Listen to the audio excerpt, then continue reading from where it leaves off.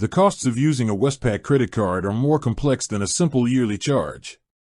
They really depend on the specific card you hold and how you manage your account. Every credit card has an annual charge. This is the main expense you pay simply for having the card, and it varies significantly from one Westpac product to another.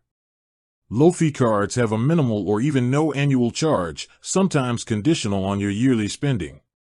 Cards packed with rewards or travel benefits, like the Altitude or Black options, come with a much higher yearly cost to cover all those extras. Beyond the annual charge, a few other common fees can catch you off guard. If you carry a balance from month to month and don't pay your statement in full, you'll incur interest charges. The variable purchase rate differs between cards, with the low-rate options obviously offering a lower rate. When you use your card for a cash advance, whether at an ATM or elsewhere, there is a transaction charge. This is usually a percentage of the amount withdrawn.